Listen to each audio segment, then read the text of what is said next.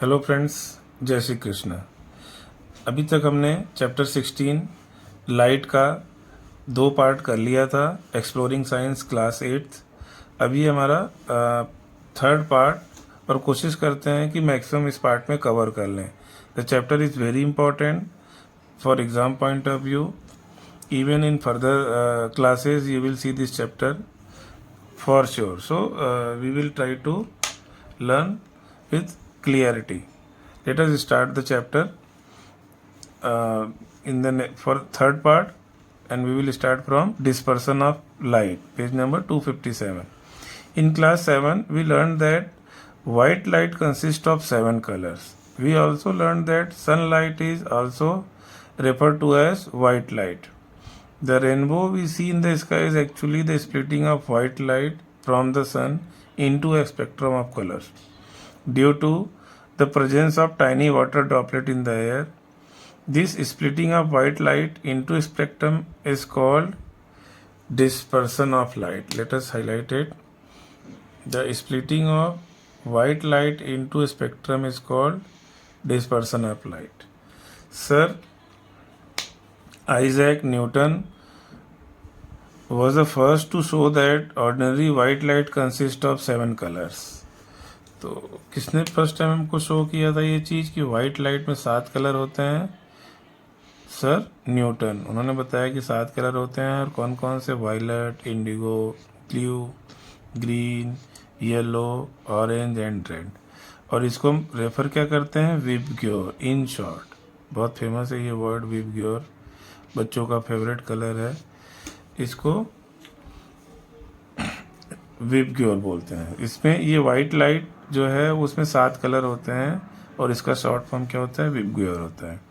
VIBGYOR means V for violet, I for indigo, B for blue, G for green, Y for yellow, O for orange and R for red. This is constituents of 7 colors of white light. He showed that these 7 colors combine to form white light. He also showed that the ray of white light can be split into a spectrum of 7 colors. उन्होंने दिखाया कि भी जो white light है उसको हम split करके एक 7 कलर्स का स्पेक्ट्रम बना सकते हैं, स्पेक्ट्रम बन जाएगा। अभी देखिए एक्टिविटी दिया हुआ है, to observe the dispersion of light. Aim is to observe the dispersion of light. Procedure: take a glass of prism from your school lab into a dark room. Allow a narrow beam of sunlight to enter the dark room through a small hole. Place the prism in such a way that narrow beam sunlight falls on the face of prism. Look into the prism. Adjust your eye by slightly changing its position till you see spread of color in the form of thick band of violet, indigo, blue, green, yellow, orange and red. Hold a sheet of white paper in behind the prism, front of the opposite face of prism. अगर एक white paper उसके सामने जो निकल रही है, तो हम ये 7 कलर, अगर उसकी जो रेज डार्क रूम में हमने क्या देखा कि भाई एक रूम को चारों तरफ बंद कर दे, होल से प्रिज्म के ऊपर लाइट आने देते हैं, तो जो लाइट प्रिज्म के अंदर से पास होगी वो डिस्पर्सन हो जाएगा उसके अंदर, and that will break into 7 colours. अभी 7 कलर्स जो प्रिज्म के सामने अगर हम पेपर, वाइट पेपर होल्ड करें उसके सामने, तो हमको जो स्पेक्ट्रम के 7 कलर हैं वो हम उस पेपर पे हमको दिखाई देगा. तो जो उसका जो ये वो होता है कि कौन से उसमें कौन से नंबर पे कौन सा आएगा वो भी फिक्स है. That is red, orange, yellow, green, blue, Indigo and wallet. ये स्पेक्ट्रम है, इसी सीरीज में ये आएंगे. और इसको विबग्योर, नीचे से हम लोग देखते हैं VIBGYOR, violet, indigo, blue, green, yellow, orange and red. तो ये इसी सीरीज में आएंगे, और इनको हम क्या बोलते हैं? Dispersion of light. तो वाइट लाइट जो है वो स्प्लिट हो जाता है 7 कलर्स में. एक कंक्लूजन हम इसको हाईलाइट कर लेते हैं. You can conclude that white light is made up of 7 colors. The white light is split into 7 components when it passes through the prism. ये फिगर भी हमको बना लेना है, ओनली ये पार्ट, और इसको याद रखना है कि विबग्योर का क्या फुल फॉर्म होता है और कौन से कैसे। विबग्योर में जो वी आता है वो नीचे साइड से हमको लिखना है, वायलेट सबसे नीचे होता है। क्यों? क्योंकि जो वायलेट कलर उसका डिस्पर्सन सबसे ज़्यादा होता है और रेड कलर का डिस्पर्सन जो होता है वो सबसे कम होता है। प्रिज्म से ये भी क्वेश्चन आता है कि प्रिज्म से जो light beam of light pass होती है तो which colour disperse the most, which colour disperse the most, then we have to answer that violet, and which colour disperse the least, that is red. फिर इसी series में हमको dispersion को याद रखना, जो सबसे ऊपर है वो सबसे कम डिस्पर्सन होगा, जो सबसे नीचे है उसका डिस्पर्सन सबसे ज़्यादा होगा। तो यहाँ इतना अगर हम नोट कर लेंगे अपने डिस्पर्सन के लिए, जो मैंने हाईलाइट कराया इतना, then it will be sufficient for our exam point of view and knowledge point of view. In short, dispersion is splitting of light in 7 white light in 7 colors when it passes to the prism या कोई भी transparent medium है। तो इसका एक activity भी हमने देख लिया कि when white light made up of 7 colours, तो उसको स्प्लिट करता है, तो इसी सीरीज में हमारा लाइट डिस्पर्स हो जाता है। अब हमारा नेक्स्ट टॉपिक आता है, that is human eye. Human eye, हमारा जो आँख है, that is a great machine, a great machine. How it works even we can not imagine. कितने कॉम्प्लिकेशंस हैं, कितनी जो इसका इमेज जाके ब्रेन में बनता है और उसको हम विजुलाइज करके देखते हैं, सब all things are seems to like miracle, जो भगवान ने हमको दिया हुआ है। इसके बिना तो दुनिया अधूरी है। So let us study in deep what is human I and how it works. Let us just see the figure of human eye. If we see the figure, then we see that it is somehow a full circular structure, and the front one is the front upper layer. This is called, where it is given, I think it is a protective layer, white layer.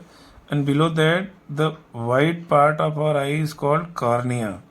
White part of our eye, whichever we see in someone's eyes, the white part is cornea, and the black part, which is in the center, is called pupil. The black part is called pupil, and the connecting muscles are iris. Connecting muscles are iris, and below that eye lens is there, which disperse the light, or concave. It works as concave or convex lens. It converges the light to a particular point on retina. This is retina. So whatever light is coming through our eyes, the eye lens converts it to a particular point, and that point should be formed on retina only. If it is falling on retina, then the optical nerve will take that message to our brain, and image in our brain forms, and we can visualize what is the particular substance is. So it happens in nano of second, so we can understand how complexity is there and how well it works. Let us read in this chapter. We see things only when light coming from them enters in our eyes. हम कोई भी चीज़ तभी देख पाते हैं जब light जो बाहर से आ रहा है हमारे आंखों के अंदर आए। The eye is one of the most important sense organ. It is therefore important to understand the structure and working. So let us start construction of eyes. Construction कैसा है, क्या बना है, कौन कौन से मटेरियल लगे हैं, वो हम लोग देखने जा रहे हैं इसके अंदर। Human eye is nearly spherical in shape with a slight bulge in the front part. Slight bulge in the front part हम यहाँ पे फिगर में देख सकते हैं। The outer part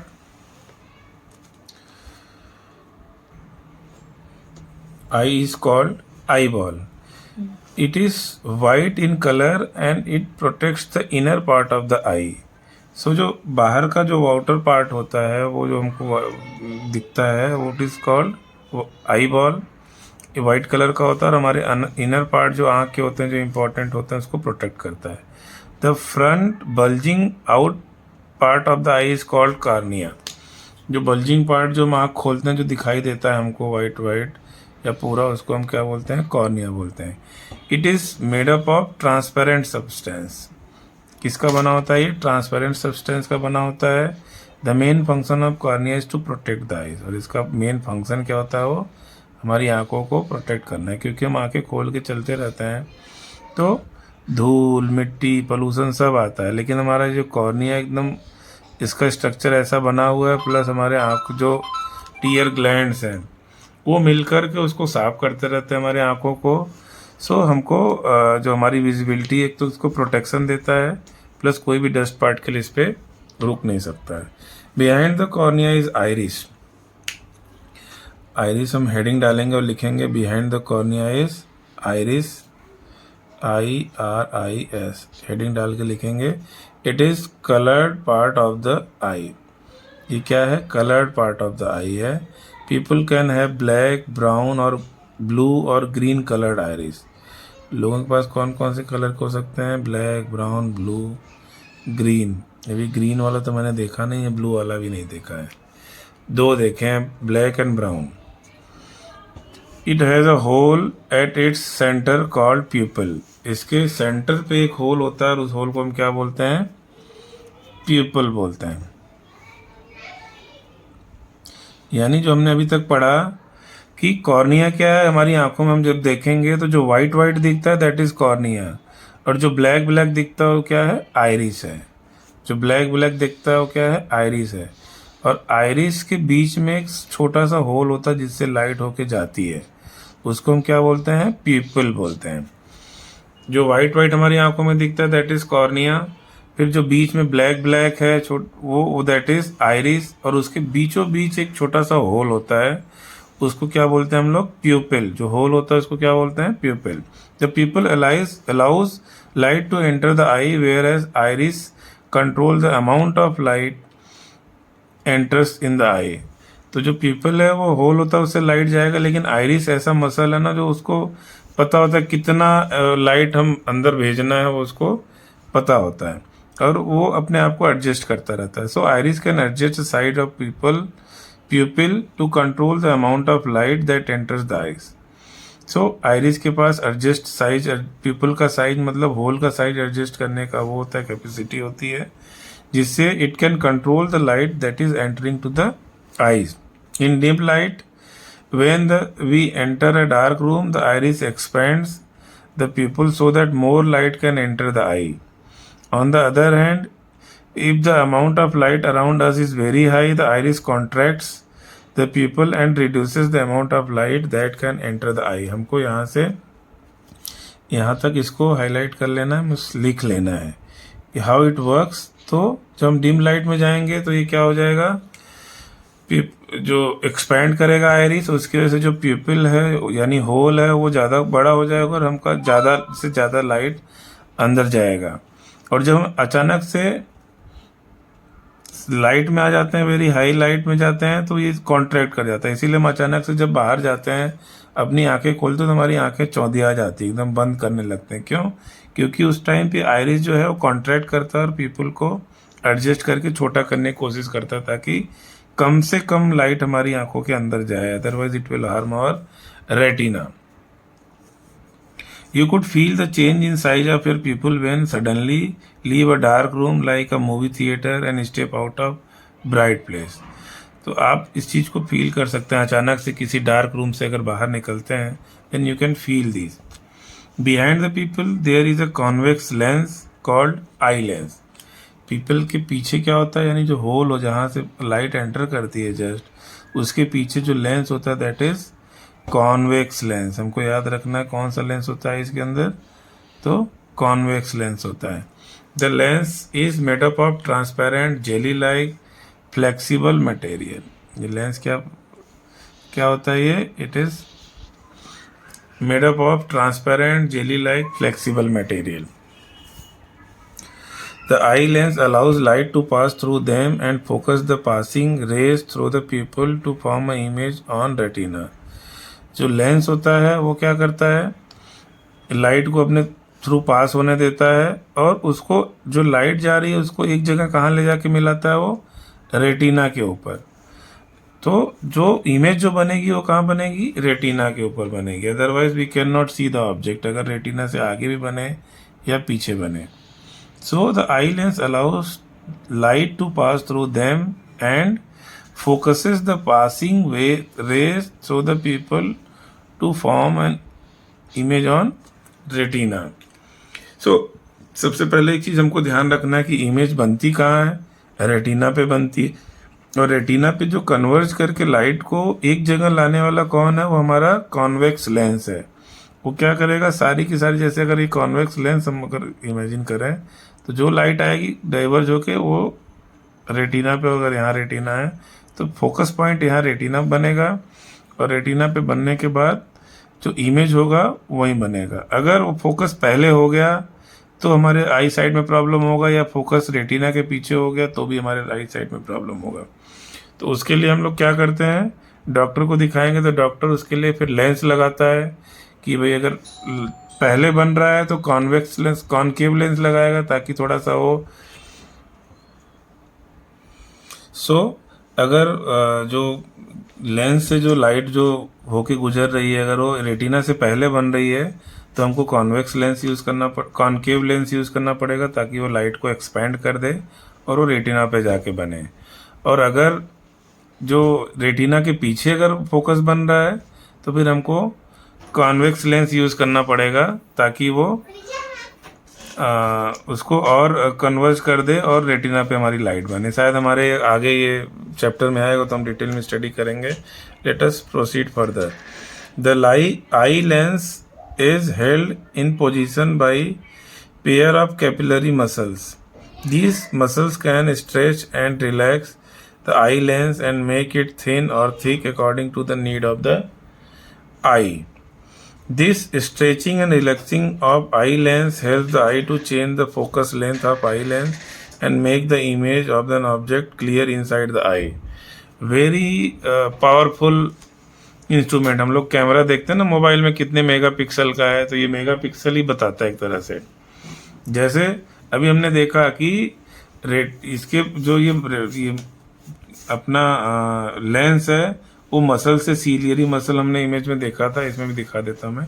ciliary muscle से जुड़ा हुआ होता है, वो अगर स्ट्रेच होगा तो ये अपनी लेंस जो होगी वो पतली हो जाएगी, थोड़ा रिलैक्स होगा तो लेंस मोटी हो जाएगी और वो अपने आप को एडजस्ट करता रहता है। और पूरे तरीके से अगर आपकी आंख सही है, कोई पावर नहीं लगा है, तो क्लियर इमेज रेटिना पे फोकस को बनाता रहेगा ताकि आपका जो विजिबिलिटी, कितनी भी जल्दी जल्दी देखो लेकिन आपकी विजिबिलिटी को डिस्टर्ब नहीं करने देता है।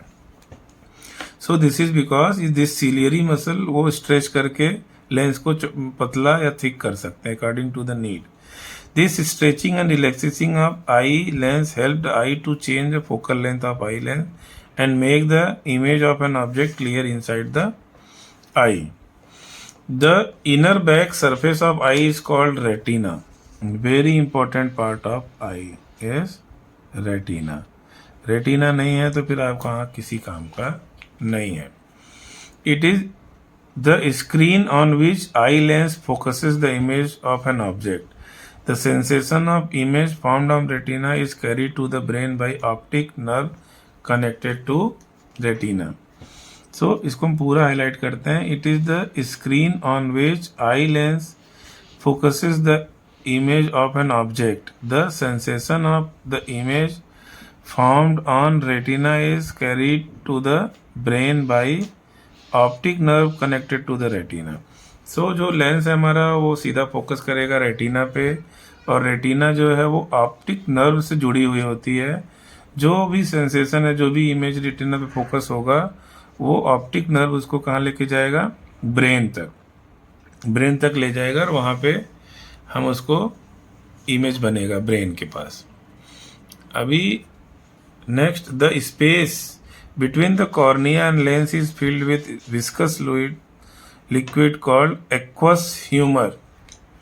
The space between the cornea and the lens is filled with viscous liquid called aqueous humor. and the space between the eye lens and retina is called filled with another liquid called vit- vitreous humor, and the space between the eye lens and the retina is called vitreous humor. So जो cornea, जो हमारा बाहर आंख दिख रहा है और lens के बीच में जो लिक्विड होगा उसको क्या बोलेंगे हम लोग? Aqueous humour. लेंस और कॉर्निया के बीच में, और लेंस और रेटिना के बीच में जो होगा उसको हम क्या बोलेंगे? Vitreous humour. लेंस और रेटिना के बीच में विट्रस ह्यूमर, लेंस और कॉर्निया के बीच में एक्वस ह्यूमर। यानी वी जो है पीछे आएगा, बड़ा होता है, पीछे हम याद करेंगे कि वी यानी विट्रस ह्यूमर मतलब लेंस और रेटिना के बीच में, और कार्निया और लेंस के बीच में एक्वस ह्यूमर। तो एक्वस ह्यूमर जो हमारी आई का शेप, विट्रस ह्यूमर दोनों मिला के आई को शेप दे के रखते हैं, और प्रोटेक्शन भी होता है हमारे आईज के पार्ट्स का। Now let us see the working of eyes, how it works. Now we see how it works. The eye works in following manner. When we look at an object, the light coming from the object enters the eyes, number 1. Number 2, the lens converges these rays and focuses them to form an inverted image on retina. Number 2, जो भी light आया तो क्या करेगा? उसको focus करेगा retina पे, और कैसा इमेज बनेगा? इन्वर्टेड। हमेशा कैसा इमेज बनता है? इन्वर्टेड इमेज बनता है, उल्टा, अपसाइड डाउन। तो हमको याद रखना है कि हमारी आंख में जो इमेज बनता है रेटिना पे, दैट इज इन्वर्टेड। फिर the light sensitive cells in the retina, rods and cone cells get activated and generate electric signal. Very important third point, हमारे जो आंख के अंदर जो रेटिना होता है उसके अंदर 2 सेल्स होते हैं, number 1 rod cell, number 2 cone cells. Rod cells and cone cell 2 type के सेल होते हैं। जो रात्रिचर होते हैं, जो रात में देखते हैं, उनके अंदर रॉड सेल ज़्यादा होते हैं। जो दिन में ज़्यादा देखते हैं उनके अंदर कोन सेल्स ज़्यादा होते हैं। और जिसके अंदर रॉड सेल ज़्यादा होंगे वो कलर की पहचान नहीं कर सकते, they can not identify the colours. So human, जैसे हम इंसान हैं तो हमारे अंदर कोन सेल्स ज़्यादा होते हैं in compare to rod cells. लेकिन जो रात में निकलते हैं जैसे डॉग हो गए, काऊ हो गए, इनके अंदर रॉड सेल्स ज़्यादा होते हैं जिनकी आंखें चमकती हैं, तो वो they can not identify the colour. उनके लिए दुनिया ब्लैक एंड वाइट होती है। जिनके अंदर कोन ज़्यादा होगा उनके लिए दुनिया रंगीन होती है। So we have to keep in mind कि cone cells are for colour vision and rod cells are for night और ब्लैक एंड वाइट विजन। फिर ये क्या करते हैं, जब इनके ऊपर लाइट जो फोकस बनता है तो ये लोग क्या करते हैं, दोनों मिलके इलेक्ट्रिक सिग्नल जनरेट करते हैं। इलेक्ट्रिक सिग्नल जनरेट करेंगे कि कुछ आया, फिर वो electric signal are carried to the brain via optic nerve. फिर जो इलेक्ट्रिक सिग्नल जनरेट होगा वो कहाँ जाएगा? ब्रेन तक जाएगा बाई ऑप्टिक नर्व। फिर ब्रेन क्या करेगा? ब्रेन उसको इंटरप्रेट करेगा the signals and tells us what we have seen. और वो किस बेस पे इंटरप्रेट करेगा? जो हमने अब तक जो देखा है, जो हमने अपने मेमोरी कार्ड, जो ब्रेन की मेमोरी कार्ड में स्टोर किया हुआ है, उसमें जाके फटाफट मैच करेगा क्या देखा हमने। जैसे डॉग देखा तो हमारे दिमाग में स्टोर है कि डॉग ऐसा होता है, इसलिए जो उसकी इमेज बनेगी रेटिना पे, जो सिग्नल जाएगा तो फिर वो कहाँ जाएगा? ब्रेन में जाएगा, और ब्रेन अपने उससे तुरंत मैच कर लेगा, अरे ये तो डॉग है, सिग्नल मतलब मैच मिल जाएगा उसको। तो बोलेगा कि फिर object match with the dog, और हमको बताएगा कि डॉग है। तो उस तरीके से जो डेटा हमारे माइंड में फीड है उसी से हम स्टडी करते हैं। कोई चीज़ अचानक से आ जाएगी और हमको पता नहीं तो हम इसको आइडेंटिफाई नहीं कर सकते, क्योंकि हमारे ब्रेन को पता ही नहीं है कि वो क्या चीज़ था। लेकिन अगर कोई चीज़ हमारे ब्रेन को पता है then we can recognise it. So it is a very complex function but takes nano of second to complete. How powerful body parts or organs God has given to us. So हमको इसकी care करना बहुत ज़रूरी है।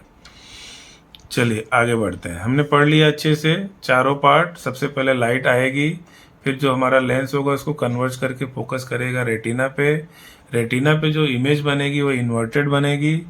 फिर जो inverted image बनेगी और जो उसमें रेटिना के अंदर रॉड सेल्स और कोन सेल्स होते हैं वो क्या करेंगे, नर्व सेल के थ्रू मैसेज जो भेज देंगे ब्रेन तक भेजेंगे, और ब्रेन फिर हमारे उसको आइडेंटिफाई कर लेगा और हमारा जो माइंड है उसको समझ लेगा।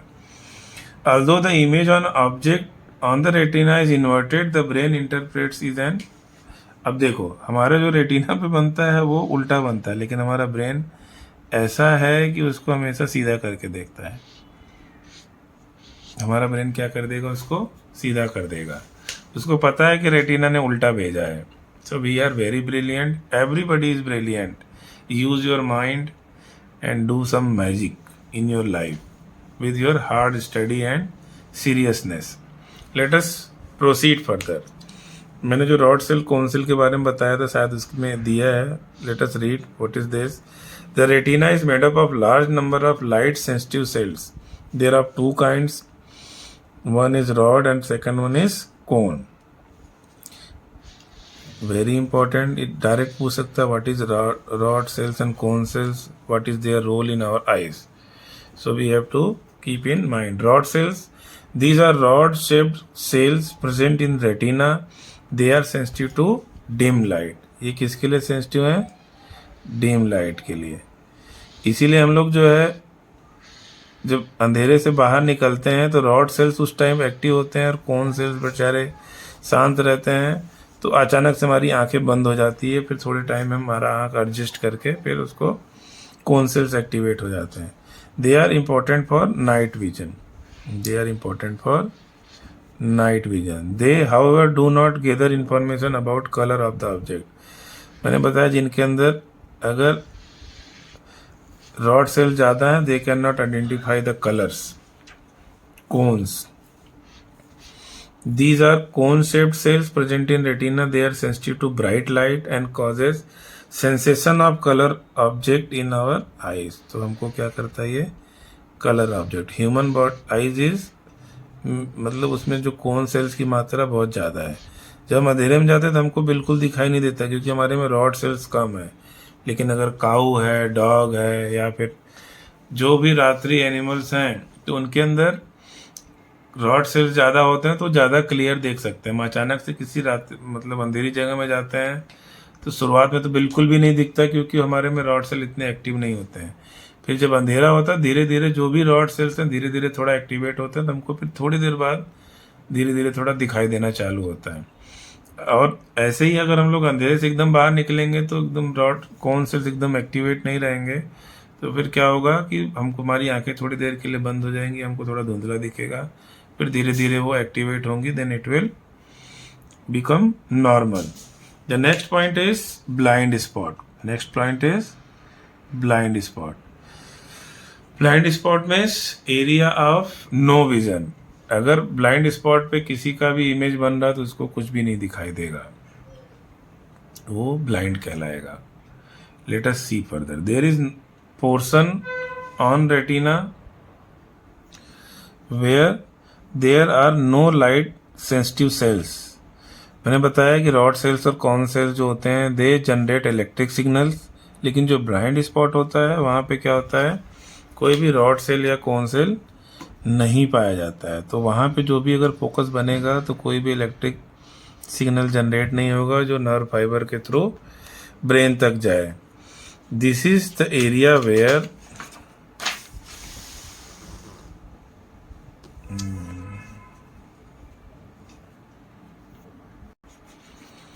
Optic nerves gather together and leave eye. So क्या होता है इसमें, यहाँ पे कोई भी ऐसा कोन सेल्स या रॉड सेल्स नहीं है जो कि इलेक्ट्रिक पल्स जनरेट करें जो हमारे ब्रेन तक जाए। This is called blind spot. This is important, you will write this things. What is blind spot? तो ब्लाइंड स्पॉट इसलिए है because there are no light sensitive cells at blind spot, no vision is possible at that spot. तो वहाँ पे कोई vision possible नहीं है। अगर किसी का फोकस वहाँ बनता है then he will be totally blind. अभी एक्टिविटी है to prove existence of blind spot. I think it is not very useful for us. Let us proceed further. Next heading is persistence of vision. persistence of vision, ये क्या होता है? The impression of an image does not vanish immediately from retina, it persist there for about 1/16th of second. That is, image of an object remains on retina for 1/16th of a second even after image has just disappeared from our view. ये पूरा हम लोग लिख देंगे, कितनी देर तक हमारे जो विजन है रेटिना पे रहता है, तो 1/16, तो 1/16 सेकेंड तक वो हमारे रेटिना पे रहता है, इवन दो जो ऑब्जेक्ट हमारे सामने से डिसअपियर हो गया लेकिन फिर भी उसकी इमेज हमको दिखती रहेगी। लेकिन 1/16 सेकेंड इतना कम होता है कि we can not experience it, मतलब उसको हम पता नहीं चलेगा, 1/16 सेकेंड इतना छोटा होता है। Therefore if you show still image of a moving object at a rate faster than 16 picture per second, our eye would perceive the still image as moving. हमने बचपन में क्या अभी भी देखा ही हुआ है कि बहुत सारे ऐसे बुक आते हैं जो हम जैसे कंटिन्यूटी में जल्दी जल्दी जब पलटते हैं page more than 16 per second, तो हमको चलता हुआ कैसे कार्ड बुक आएगी, कोई बैट से मार रहा है तो एक इमेज में बैट आगे आगे आगे आगे, तो हमको लगेगा पूरा चलने वाला पिक्चर है। भाई because if it is moving faster than 16 per second pictures per second, then it will feel as it is moving, क्योंकि 16 सेकेंड तक हमारे जो रेटिना है उसके ऊपर इमेज रहता ही है। Therefore if we show still image in of a moving object at the rate faster than 16 picture per second, our eye would perceive that still image as moving one. इसको हम highlight कर ले रहे हैं। It is due to the phenomenon of persistence of vision that we can see videos and movies in cinema hall. Very important. ये persistence of vision जो है, ये phenomenon की वजह से ही हम जो वीडियोस मूवी हॉल या सिनेमा में देखते हैं तो उसकी वजह से ही होता है। In cinema hall still picture of actor and scenes are projected on a screen at a rate of 24 pictures per second. But our eyes perceive them as a motion picture. This is because when we show the movement of a person using only still picture but at a speed of more than 16 pictures per second, our eye perceives them not a still picture but as a single continuous movement of person. Very important, and I think we have understood it is not very complicated. हमको persistence of vision का मतलब कि अगर 1/16 second से जल्दी कोई जो image है जो रेटिना पे बनी रहती है 1/16 सेकेंड तक रहती है। सो अगर कोई picture per second 16 pictures per second अगर उस स्पीड से हम अपनी आंखों के सामने से ले जाएंगे तो स्टिल इमेज जो रुका हुआ इमेज है वो भी हमें चलता हुआ दिखाई देगा। Range of vision of a human आई। अब रेंज क्या होता है वो देख लेते हैं हम लोग, है ना।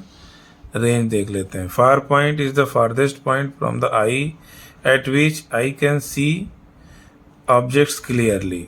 मतलब फारदेस्ट पॉइंट फ्रॉम आई, हमारे आँख से जो सबसे दूर का पॉइंट जहाँ हमारी आँख जहाँ तक देख सकते हैं उसको हम फार पॉइंट बोलते हैं। फिर नियर पॉइंट आता है।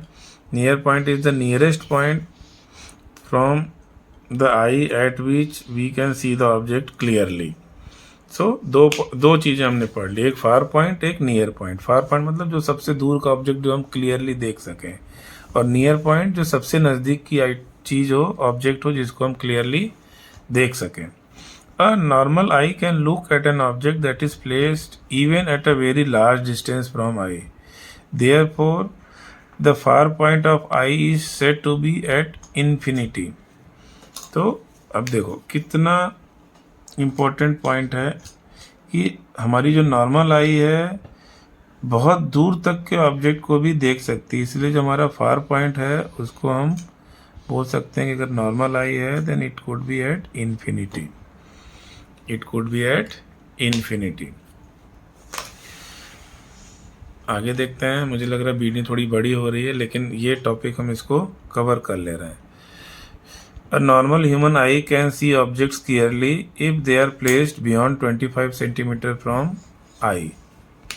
अगर 25 सेंटीमीटर से दूर रखा हुआ है तो हम उसको क्लियरली देख सकते हैं. If an object is placed at a distance less than 25 centimeter from eye, the human eye won't be comfortable in viewing the object.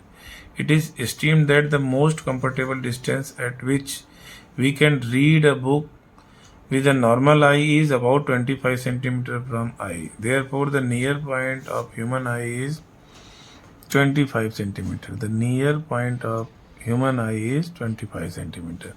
We can conclude that the range of a vision of a normal eye is from infinity to 25 centimeter. Very important.